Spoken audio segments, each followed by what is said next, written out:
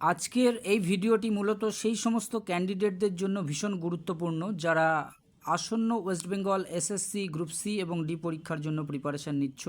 কেননা আজকের এই ভিডিওটির মধ্য দিয়ে জিকে থেকে বেশ কিছু গুরুত্বপূর্ণ প্রশ্ন রাখা হয়েছে, যার মধ্যে হিস্ট্রি, জিওগ্রাফি, পলিটি এবং কিছু জেনারেল সায়েন্সেরও কোশ্চেন রয়েছে। আর এই প্রশ্নগুলো প্রত্যেক ক্যান্ডিডেটকে একবার হলেও জানতে হবে, আর এগুলো প্র্যাকটিসের মাধ্যমে বুঝতে পারবে প্রিপারেশান কতটা ভালো চলছে। তো আজকের সর্বপ্রথম যে প্রশ্নটিকে এখানে রাখা হয়েছে, তো এখানে বলা রয়েছে অস্টিওম্যালেশিয়া কোন ভিটামিনের অভাবে হয়ে থাকে।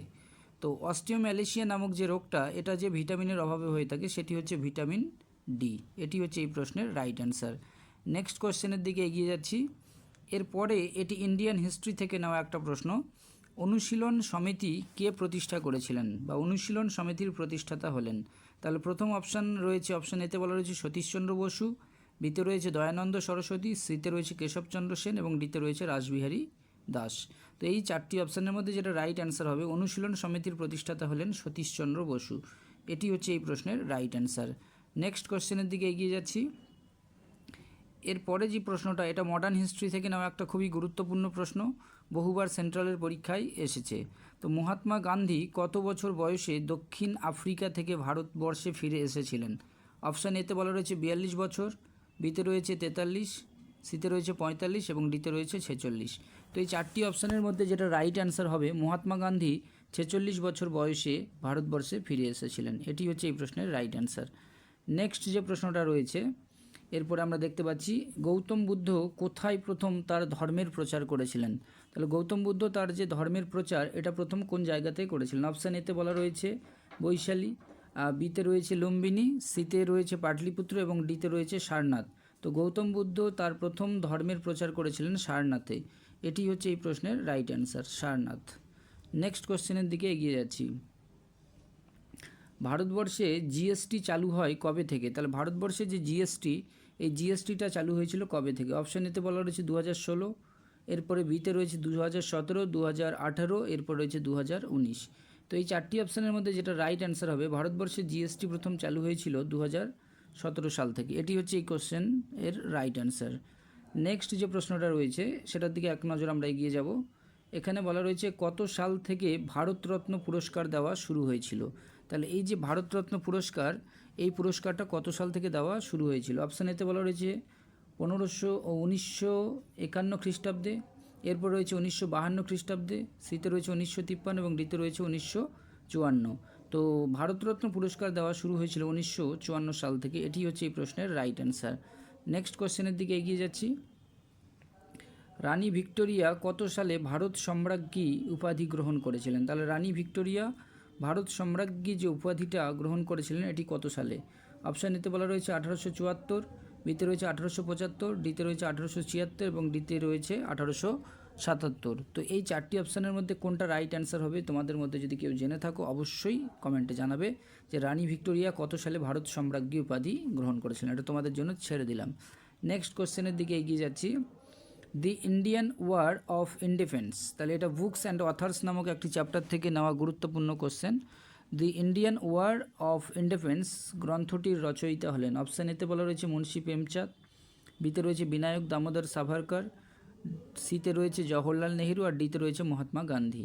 তো the Indian war of independence গ্রন্থটির যিনি রচয়িতা তিনি হলেন, এখানে আমাদের মনে রাখতে হবে, বিনায়ক দামোদর সাভারকর। এটি হচ্ছে এই প্রশ্নের রাইট অ্যান্সার।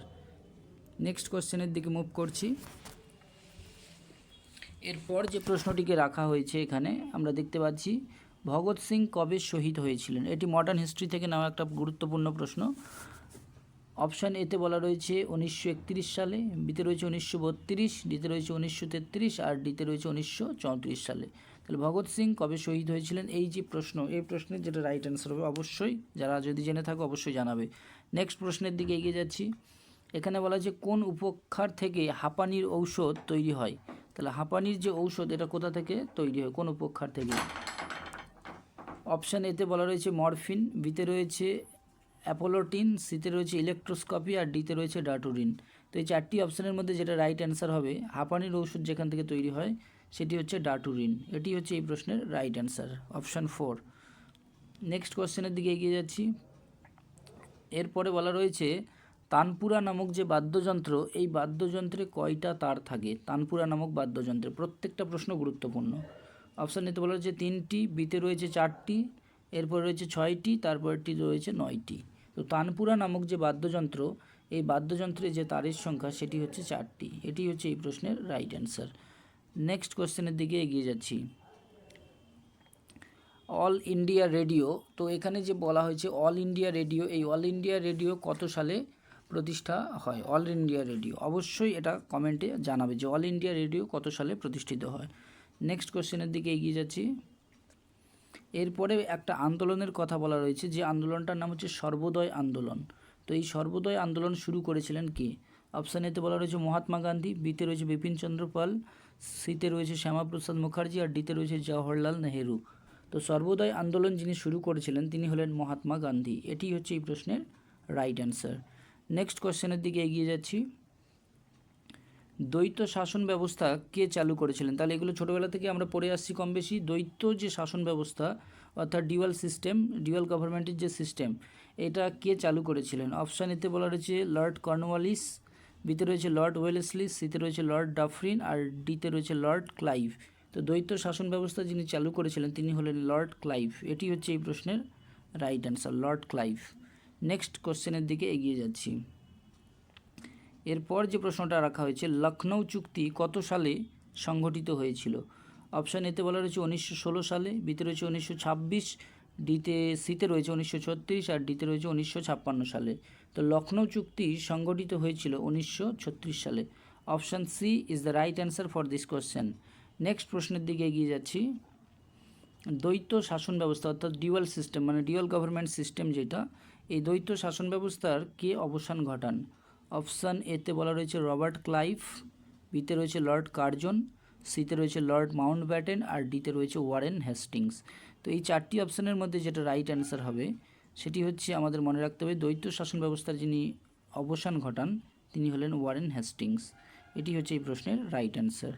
এরপর যে প্রশ্নটিকে রাখা হয়েছে, গদর পার্টি কে প্রতিষ্ঠা করেছিলেন, বা গদর দল যে রয়েছে এই গদর পার্টিটা, এটা প্রতিষ্ঠা কে করেছিলেন? অপশান এতে রয়েছে আচার্য বিনোবা ভাবে, বিতে রয়েছে পণ্ডিত মতিলাল নেহেরু, সিতে রয়েছে লালা হরদয়াল সিং, আর ডিতে রয়েছে গুরু অর্জুন সিং। তো এই 4টি অপশানের মধ্যে যেটা রাইট অ্যান্সার হবে, গদর পার্টি যিনি প্রতিষ্ঠা করেছিলেন তিনি হলেন লালা হরদয়াল সিং, অর্থাৎ অপশান সি হচ্ছে এই প্রশ্নের রাইট অ্যান্সার।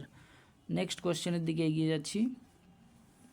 নরসিংহ বর্মন কোন বংশের রাজা ছিলেন? তো এই যে নরসিংহ বর্মন কোন বংশের রাজা? অপশান এতে বলা রয়েছে চোল বংশের, বিতে রয়েছে চালুক্য, সিতে রয়েছে বাহুমণি, আর ডিতে রয়েছে পল্লব। তো নরসিংহ বর্মন পল্লব বংশের রাজা ছিলেন, অর্থাৎ অপশান ডি হচ্ছে এই প্রশ্নের রাইট অ্যান্সার। নেক্সট যে প্রশ্নটাকে রাখা হয়েছে, এশিয়াটিক সোসাইটি কবে প্রতিষ্ঠিত হয়? তাহলে এই যে এশিয়াটিক সোসাইটি এটা কবে প্রতিষ্ঠিত হয় সেটা আমাদের বলতে হবে। অপশান এতে রাখা আছে 1895, বিতে রয়েছে 1890, সিতে রয়েছে 1793, আর ডিতে রয়েছে 1784। তো এশিয়াটিক সোসাইটি প্রতিষ্ঠিত হয় 1784 সালে। এটি হচ্ছে এই প্রশ্নের রাইট অ্যান্সার। নেক্সট যে প্রশ্নটা রয়েছে, ইন্ডিয়ান অ্যাসোসিয়েশন বা ভারত সভা, এই ইন্ডিয়ান অ্যাসোসিয়েশনের প্রতিষ্ঠাতা কে ছিলেন? তো এখানে অপশানগুলো রয়েছে, প্রথম অপশান বলা রয়েছে সুরেন্দ্রনাথ বন্দ্যোপাধ্যায়, বিতে রয়েছে উমেশচন্দ্র বন্দ্যোপাধ্যায়, সিতে রয়েছে মতিলাল নেহেরু, আর ডিতে রয়েছে রবীন্দ্রনাথ ঠাকুর। তো ইন্ডিয়ান অ্যাসোসিয়েশন এর প্রতিষ্ঠাতা হলেন সুরেন্দ্রনাথ বন্দ্যোপাধ্যায়। এটি হচ্ছে এই প্রশ্নের সঠিক উত্তর। এরপর যে প্রশ্নটিকে রাখা হয়েছে, গান্ধীজিকে মহাত্মা নামে ভূষিত করেছিলেন কে, বা আখ্যায়িত করেছিলেন কে? অপশান এতে রয়েছে নেতাজি সুভাষচন্দ্র বসু, বিতে রয়েছে রাসবিহারী বসু, সিতে রয়েছে সর্দার বল্লভভাই প্যাটেল, এবং ডিতে রয়েছে রবীন্দ্রনাথ ঠাকুর। তো গান্ধীজিকে মহাত্মা নামে যিনি ভূষিত করেছিলেন তিনি হলেন রবীন্দ্রনাথ ঠাকুর। এটি হচ্ছে এই প্রশ্নের সঠিক উত্তর। এরপর যে প্রশ্নটিকে রাখা হয়েছে এটি হচ্ছে জিওগ্রাফি থেকে নেওয়া একটা গুরুত্বপূর্ণ প্রশ্ন। তো পশ্চিমবঙ্গের যে সমভূমি অঞ্চল, এই সমভূমি অঞ্চলকে কয় ভাগে ভাগ করা যায়? অপশান এতে বলা রয়েছে 3 ভাগে, বিতে রয়েছে 5 ভাগে, সিতে রয়েছে 6 ভাগে, এবং ডিতে রয়েছে 9 ভাগে। তো পশ্চিমবঙ্গের যে সমভূমি অঞ্চল রয়েছে এই সমভূমি অঞ্চলকে 5 ভাগে ভাগ করা যায়। এটি হচ্ছে এই প্রশ্নের রাইট অ্যান্সার। এরপর যে প্রশ্নটিকে রেখেছি, সাতবাহন বংশের প্রতিষ্ঠাতা কে? তো সাতবাহন বংশের প্রতিষ্ঠাতা, অপশান এতে বলা রয়েছে বিষ্ণুদেব, বিতে রয়েছে সূর্যসেন, সিতে রয়েছে শিমুক, আর ডিতে রয়েছে গৌতমীপুত্র সাতকর্ণী। তো সাতবাহন বংশের প্রতিষ্ঠাতা হলেন শিমুক। এটি হচ্ছে এই প্রশ্নের সঠিক উত্তর। এরপর যে প্রশ্নটা রয়েছে, বৃহৎ স্নানাগার পাওয়া গেছে কোথায়? এটি হচ্ছে অ্যানসিয়েন্ট হিস্ট্রি থেকে নেওয়া একটা গুরুত্বপূর্ণ প্রশ্ন। অপশান এতে বলা রয়েছে হরপ্পা, বিতে রয়েছে মহেঞ্জোদারো, সিতে রয়েছে লোথাল, আর ডিতে রয়েছে কালীবাঙ্গান। তো বৃহৎ যে স্নানাগার, এই বৃহৎ স্নানাগার পাওয়া গেছে মহেঞ্জোদারোতে। এটি হচ্ছে এই প্রশ্নের রাইট অ্যান্সার। আর মহেঞ্জোদারো কথার অর্থ কী, এটা যদি কেউ জেনে থাকো অবশ্যই কিন্তু কমেন্টে জানাবে যে মহেঞ্জোদারো কথার অর্থ কী। নেক্সট প্রশ্নের দিকে এগিয়ে যাচ্ছি। ভারতের যে জাতীয় খাদ্য সুরক্ষা আইন, তাহলে ভারতবর্ষের যে জাতীয় খাদ্য সুরক্ষা আইন, এই আইনটি কোন বছর পাশ হয়েছিল? অপশান এতে বলা রয়েছে 2012 সালে, এরপরে যেটা রয়েছে 2013 সাল, তারপরে রয়েছে 2014 সাল এবং এরপরে রয়েছে 2015 সাল। তো ভারতের যে জাতীয় খাদ্য সুরক্ষা আইন, এই আইনটি পাশ হয়েছিল 2013 সালে। এটি হচ্ছে এই প্রশ্নের রাইট অ্যান্সার। নেক্সট প্রশ্নের দিকে এগিয়ে যাচ্ছি। কপিলধারা জলপ্রপাতের অবস্থান কোন নদীর উপর? তাহলে এই যে কপিলধারা নামক যে জলপ্রপাত, এইটা কোন নদীর উপরে রয়েছে? অপশান এতে বলা রয়েছে কৃষ্ণা, বিতে রয়েছে কাবেরী, সিতে রয়েছে নর্মদা এবং ডিতে রয়েছে যমুনা। তো কপিলধারা জলপ্রপাতের অবস্থান রয়েছে নর্মদা নদীর উপরে। এটি হচ্ছে এই প্রশ্নের সঠিক উত্তর। নেক্সট প্রশ্নের দিকে এগিয়ে যাচ্ছি। পশ্চিমী যে ঝঞ্ঝা, এই পশ্চিমী ঝঞ্ঝাটা দেখা যায় আরব সাগরে, ভূমধ্যসাগরে, পারস্য উপসাগরে, লোহিত সাগরে। পশ্চিমী ঝঞ্ঝা দেখা যায় ভূমধ্যসাগরে। এটি হচ্ছে এই প্রশ্নের সঠিক উত্তর। এরপর যে প্রশ্নটা রয়েছে, ভারতের দক্ষিণতম স্থলবিন্দুটির নাম কি? তা ভারতবর্ষের যে দক্ষিণতম স্থলবিন্দুটা রয়েছে, এই দক্ষিণতম স্থলবিন্দুটির নাম কি সেটা আমাদের এখানে বলতে হবে। তো দক্ষিণতম স্থলবিন্দুটির নাম হচ্ছে, এখানে মনে রাখার যেটা বিষয় সেটি হচ্ছে ইন্দিরা পয়েন্ট, কন্যাকুমারিকা, ইন্দিরা কল, কান্ডালা। তো ভারতের দক্ষিণতম স্থলবিন্দুটির নাম হলো এখানে ইন্দিরা পয়েন্ট। এটি হচ্ছে এই প্রশ্নের রাইট অ্যান্সার। ইন্দিরা পয়েন্ট হচ্ছে এই প্রশ্নের সঠিক উত্তর, ভারতের দক্ষিণতম স্থলবিন্দু। নেক্সট প্রশ্নের দিকে এগিয়ে যাচ্ছি। শ্রীনগর এর বিখ্যাত শালিমার বাগ, তাহলে শ্রীনগরের বিখ্যাত যে শালিমার বাগ রয়েছে, এই শালিমার বাগ কে তৈরি করেছিলেন? অপশান এতে বলা রয়েছে বাবর, বিতে রয়েছে আকবর, সিতে রয়েছে হুমায়ুন, আর ডিতে রয়েছে জাহাঙ্গীর। তো শ্রীনগরের বিখ্যাত শালিমার বাগ যিনি তৈরি করেছিলেন তিনি হলেন জাহাঙ্গীর। এটি হচ্ছে এই প্রশ্নের রাইট অ্যান্সার। নেক্সট প্রশ্নের দিকে এগিয়ে যাচ্ছি। ডালহৌসি কবে অযোধ্যা অধিকার করেছিলেন? তাহলে এই যে ডালহৌসি কবে অযোধ্যা অধিকার করেছিলেন সেটা আমাদের এখানে সালটা বলতে হবে। অপশান এতে বলা রয়েছে 1856 সাল, বিতে রয়েছে 1867, 1893, 1895। তো ডালহৌসি অযোধ্যা অধিকার করেছিলেন 1856 সালে। এটি হচ্ছে এই প্রশ্নের রাইট অ্যান্সার। নেক্সট কোশ্চেনের দিকে এগিয়ে যাচ্ছি। ম্যাকমোহন সীমান্ত রেখা কোন দুটি দেশের সীমানাকে নির্দেশ করে? তাহলে ম্যাকমোহন যে সীমানা রয়েছে, এটা কোন দুটো দেশের সীমানাটাকে নির্দেশ করে সেটা আমাদের বলতে হবে। অপশান এতে বলা রয়েছে ভারত ও রাশিয়া, বিতে রয়েছে ভারত ও পাকিস্তান, সিতে রয়েছে ভারত ও মায়ানমার, আর ডিতে রয়েছে ভারতবর্ষ ও চীন। তো ম্যাকমোহন সীমান্ত রেখা ভারত আর চীন এই দুটি দেশের সীমানাকেই নির্দেশ করে। এটি হচ্ছে এই প্রশ্নের রাইট অ্যান্সার। নেক্সট কোশ্চেনের দিকে এগিয়ে যাচ্ছি। কার সময় কৈবর্ত বিদ্রোহ শুরু হয়েছিল? তাহলে এই যে কৈবর্ত বিদ্রোহ, এই কৈবর্ত বিদ্রোহটা কার সময় শুরু হয়েছিল সেটা আমাদের অ্যান্সার করতে হবে। তো এখানে আমরা অপশানগুলো দেখতে পাচ্ছি। প্রথমে বলা রয়েছে ধর্মপাল, এরপর রয়েছে গোপাল, সিতে রয়েছে দেবপাল, আর ডিতে রয়েছে মহিপাল। তো এখানে মনে রাখার যেটা বিষয়, কৈবর্ত বিদ্রোহ হয়েছিল দ্বিতীয় মহিপালের সময়। এটি হচ্ছে এই প্রশ্নের রাইট অ্যান্সার। নেক্সট কোশ্চেনের দিকে এগিয়ে যাচ্ছি।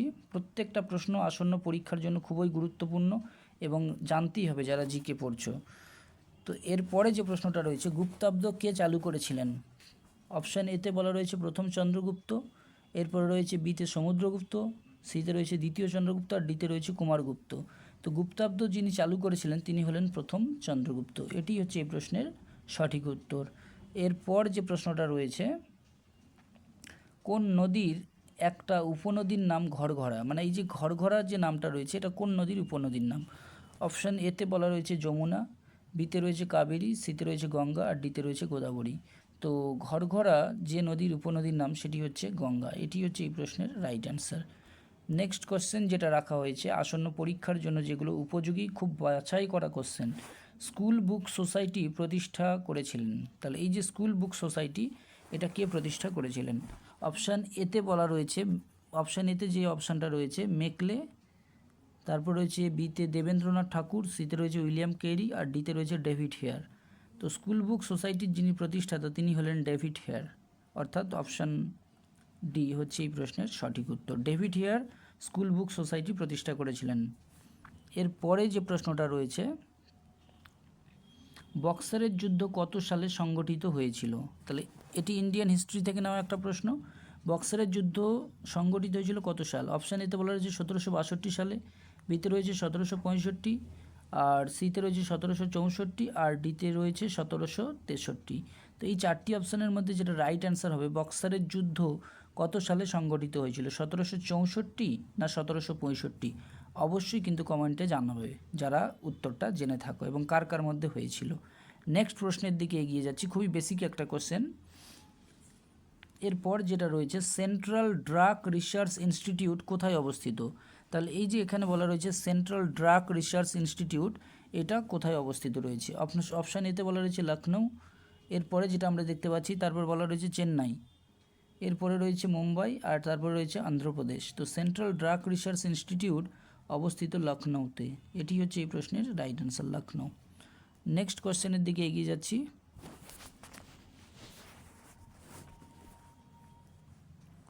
এশিয়াটিক সোসাইটি প্রতিষ্ঠা করেছিলেন? তাহলে এই যে এশিয়াটিক সোসাইটি, এই এশিয়াটিক সোসাইটি কে প্রতিষ্ঠা করেছিলেন? অপশানগুলো তোমরা দেখতেই পাচ্ছ। অপশান এতে বলা রয়েছে উইলিয়াম হকিন্স, বিতে রয়েছে উইলিয়াম কেরি, সিতে রয়েছে উইলিয়াম মার্সম্যান, আর ডিতে রয়েছে উইলিয়াম জোন্স। তো এশিয়াটিক সোসাইটি যিনি প্রতিষ্ঠা করেছিলেন তিনি হচ্ছেন উইলিয়াম জোন্স, অর্থাৎ অপশান ডি হচ্ছে এই প্রশ্নের right answer. William Jones Asiatic society প্রতিষ্ঠা করেছিলেন। পরবর্তী যে প্রশ্নটা রয়েছে, ভারতের স্বাধীনতা সংগ্রামের প্রথম শহীদ কে ছিলেন? অপশান এতে বলা রয়েছে এখানে মঙ্গল পাণ্ডে, বিতে রয়েছে ভগৎ সিং, সিতে রয়েছে ক্ষুদিরাম বসু এবং ডিতে রয়েছে নানা সাহেব। তো ভারতবর্ষের যে স্বাধীনতা সংগ্রাম, এই স্বাধীনতা সংগ্রামের প্রথম যিনি শহীদ তিনি হলেন মঙ্গল পাণ্ডে, এটি হচ্ছে এই প্রশ্নের রাইট অ্যান্সার। নেক্সট প্রশ্নের দিকে এগিয়ে যাচ্ছি। অমৃতসর এর যে সন্ধি, এই সন্ধি কত সালে সম্পূর্ণ হয়? অপশান এতে বলা রয়েছে 1809 সালে, বিতে রয়েছে 1810 সালে, সিতে রয়েছে 1811 সালে, আর ডিতে রয়েছে 1815 সালে। তাহলে অমৃতসরের যে সন্ধি এটা কত সালে সম্পূর্ণ হয়েছিল? অবশ্যই কমেন্ট করে জানাবে যারা যারা উত্তরটা জানো, যারা যারা ভিডিওটা দেখছো। নেক্সট প্রশ্নের দিকে এগিয়ে যাচ্ছি। প্রবাসী ভারতীয় দিবস কবে পালন করা হয়? তাহলে খুবই গুরুত্বপূর্ণ একটা প্রশ্ন, সেন্ট্রাল লেভেলের বহু পরীক্ষায় বহুবার এই প্রশ্নটা এসেছে। প্রবাসী ভারতীয় দিবস কবে পালন করা হয়? অপশান এতে বলা রয়েছে 7ই জানুয়ারি, বিতে রয়েছে 8ই জানুয়ারি, এরপর রয়েছে 9ই জানুয়ারি, তারপর রয়েছে 10ই জানুয়ারি। তো প্রবাসী ভারতীয় যে দিবস, এই দিবসটা পালন করা হয় 9ই জানুয়ারি। এইটা কার আগমনে বা কার উদ্দেশ্যে এইটা পালন করা হয়? প্রবাসী ভারতীয় দিবস বা প্রবাসী ভারতীয় দিবসের সঙ্গে কোন বিখ্যাত ব্যক্তির নাম যুক্ত রয়েছে সেটা অবশ্যই যদি জেনে থাকো কমেন্টে জানাবে। নেক্সট প্রশ্নের দিকে এগিয়ে যাচ্ছি। স্বাধীন ভারতের প্রথম শিক্ষামন্ত্রী কে ছিলেন? প্রথম শিক্ষামন্ত্রী স্বাধীন ভারতবর্ষের। অপশান এতে বলা রয়েছে ডক্টর রাজেন্দ্র প্রসাদ, বিতে রয়েছে সর্বপল্লী রাধাকৃষ্ণন, ডিতে রয়েছে আবুল কালাম আজাদ, আর ডিতে রয়েছে সুরেন্দ্রনাথ বন্দ্যোপাধ্যায়। তো স্বাধীন ভারতের প্রথম যিনি শিক্ষামন্ত্রী ছিলেন তিনি হলেন আবুল কালাম আজাদ, এটি হচ্ছে এই প্রশ্নের রাইট অ্যান্সার। নেক্সট প্রশ্নের দিকে এগিয়ে যাচ্ছি। ল্যামার্ক দ্বারা প্রবর্তিত কথাটি, তাহলে ল্যামার্ক প্রথম কোন কথাটি ব্যবহার করেছিলেন? অপশান এতে বলা রয়েছে ফিজিক্স, এরপর রয়েছে কেমিস্ট্রি, বায়োলজি, ম্যাথামেটিক্স। তো ল্যামার্ক দ্বারা প্রবর্তিত কথাটি হচ্ছে বায়োলজি, এটি হচ্ছে এই প্রশ্নের রাইট অ্যান্সার। নেক্সট কোশ্চেনের দিকে এগিয়ে যাচ্ছি। স্বামী বিবেকানন্দ রামকৃষ্ণ মিশন তৈরি করেছিলেন কত খ্রিস্টাব্দে? বহুবার এই প্রশ্নটা বহু পরীক্ষাতে এসেছে, এটি মডার্ন হিস্ট্রি থেকে নেওয়া একটা প্রশ্ন। স্বামী বিবেকানন্দ তার যে রামকৃষ্ণ মিশন এটা তৈরি করেছিলেন কত খ্রিস্টাব্দে? অপশান এতে বলা রয়েছে 1894 খ্রিস্টাব্দ, এরপর রয়েছে 1896 খ্রিস্টাব্দ, এরপর রয়েছে 1897, এরপর রয়েছে 1889। তো এখানে আমাদের মনে রাখার যেটা বিষয়, স্বামী বিবেকানন্দ রামকৃষ্ণ মিশন তৈরি করেছিলেন 1857 সালে, এটি হচ্ছে এই প্রশ্নের সঠিক অ্যান্সার। নেক্সট প্রশ্নের দিকে এগিয়ে যাচ্ছি। লোদি বংশের শেষ সম্রাট কে ছিলেন? তাহলে এখানে আমাদের মনে রাখার বিষয় যেটা রয়েছে, লোদি বংশের কথা বলা রয়েছে। এই লোদি বংশের শেষ সম্রাট কে ছিলেন? অপশান এতে বলা রয়েছে বহুলুল লোদি, বিতে রয়েছে সিকান্দার লোদি, সিতে রয়েছে ইব্রাহিম লোদি আর ডিতে রয়েছে মোহাম্মদ জাফর। তো লোদি বংশের যিনি শেষ সম্রাট ছিলেন তিনি হলেন ইব্রাহিম লোদি। এটি হচ্ছে এই প্রশ্নের রাইট অ্যান্সার। লোদি বংশের শেষ সম্রাট হচ্ছেন ইব্রাহিম লোদি। তো ইব্রাহিম লোদি আর বাবরের মধ্যে একটা যুদ্ধ হয়েছিল, সেটা 1526 সালে। সেই যুদ্ধটির নাম কি? যদি কেউ জেনে থাকো অবশ্যই জানাবে। ইব্রাহিম লোদি এবং বাবরের মধ্যে 1526 সালে যে যুদ্ধটা হয়েছিল তার নামটা কি? নেক্সট কোশ্চেনের দিকে এগিয়ে যাচ্ছি। এটি জিওগ্রাফি থেকে নেওয়া একটা প্রশ্ন, যে ভারতবর্ষের যে কয়লা সঞ্চয়, এই কয়লা সঞ্চয় প্রায় 80% অবস্থান করছে কোন জায়গায়? তাহলে কোথায় অবস্থান করছে এটা আমাদের বলতে হবে, যে ভারতবর্ষের যে কয়লা, এই কয়লার 80% কোথায় সংরক্ষিত রয়েছে? অপশান এতে বলা রয়েছে নর্মদা উপত্যকায়, বিতে রয়েছে দামোদর উপত্যকায়, সিতে রয়েছে গোদাবরী উপত্যকায় আর ডিতে রয়েছে ব্রহ্মপুত্র উপত্যকায়। তো এখানে যেটা মনে রাখার আমাদের বিষয়, ভারতবর্ষের যে কয়লা, এই কয়লা মূলত যেখানে সংরক্ষিত রয়েছে সেটা এখানে বলা রয়েছে। আমরা দেখতে পাচ্ছি 4টি অপশানের মধ্যে যেটা রাইট অ্যান্সার হবে সেটি হচ্ছে দামোদর উপত্যকায়। এটি হচ্ছে এই প্রশ্নের রাইট অ্যান্সার। নেক্সট কোশ্চেনের দিকে এগিয়ে যাচ্ছি। রাফলেশিয়া, এটি বহুবার এসছে পরীক্ষায় এই প্রশ্নটা। রাফলেশিয়া হলো বিশ্বের ড্যাশ ফুলের একটি উদাহরণ। ক্ষুদ্রতম ফুল, বৃহত্তম ফুল, সুন্দরতম, উৎকৃষ্টতম। তো রাফলেশিয়া নামক যে ফুল, এই ফুলটা বিশ্বের বৃহত্তম ফুলের উদাহরণ। বৃহত্তম ফুলের উদাহরণ হলো রাফলেশিয়া। আর ক্ষুদ্রতম ফুল কোনটা, যদি কেউ জেনে থাকো অবশ্যই কিন্তু কমেন্টে জানাবে যে ক্ষুদ্রতম ফুল কোনটা বিশ্বের। বৃহত্তম ফুল তো রাফলেশিয়া বললাম, ক্ষুদ্রতম কোনটা হতে পারে? নেক্সট প্রশ্নের দিকে এগিয়ে যাচ্ছি। দি গাইড, তাহলে এই যে বুকস অ্যান্ড অথার্স নামক যে চ্যাপ্টারটা রয়েছে, যেখান থেকে সেন্ট্রাল লেভেলে বহুবার বহু পরীক্ষায় প্রশ্ন আসেই। তো দি গাইড নামক যে বইটা, এই বইটার রচয়িতা কে? অপশান এতে বলা রয়েছে এখানে রাস্কিন বন্ড, এরপর রয়েছে আর কে নারায়ণ, এরপর রয়েছে জেমস বন্ড, তারপর রয়েছে জোনাথন সুইফট। দি গাইড বইটির রচয়িতা হলেন, এখানে আমাদের মনে রাখার যেটা ব্যাপার রয়েছে সেটি হচ্ছে আর কে নারায়ণ। তাহলে আর কে নারায়ণ হচ্ছে দ্য গাইড বইয়ের অথর। নেক্সট কোয়েশ্চেনের দিকে এগিয়ে যাচ্ছি। The room on the roof, তো এখানে যেটা বলা হয়েছে the room on the roof উপন্যাসটির রচয়িতা হলেন। অপশান এতে রয়েছে আর কে নারায়ণ, বিতে রয়েছে প্রেমচাঁদ, সিতে রয়েছে রাস্কিন বন্ড আর ডিতে রয়েছে ও হেনরি। তা রুম অন দ্য রুফ উপন্যাসটির রচয়িতা কে? অবশ্যই তোমরা জেনে থাকলে কমেন্টে জানাবে যে এই বইটির রচয়িতা কে। তো তার মধ্যেও আমি অপশান কমিয়ে দিলাম যে প্রেমচাঁদ হবে না এবং ও হেনরিও হবে না। তো এই দুটো অপশান বাদ দিয়ে যেটা রয়েছে আর কে নারায়ণ আর রাস্কিন বন্ড, এই দুটোর মধ্যে কে হতে পারে অবশ্যই কিন্তু জানাবে। তো আজকের মতো ভিডিওটা এইখানেই শেষ করছি। আবার দেখা হবে একটা নতুন ভিডিওতে। আর যে প্রশ্নগুলো দিয়েছি প্রত্যেকটা প্রশ্নই কিন্তু আসন্ন পরীক্ষার জন্য ভীষণই গুরুত্বপূর্ণ, আর এগুলো প্র্যাকটিস করতে হবে এবং কত স্কোর হলো বা কতগুলো পারোনি সেটা অবশ্যই কিন্তু জানাবে। আর এই ধরনের ভিডিও পেতে চ্যানেলটাকে সাবস্ক্রাইব করে রাখতে পারো। Good bye.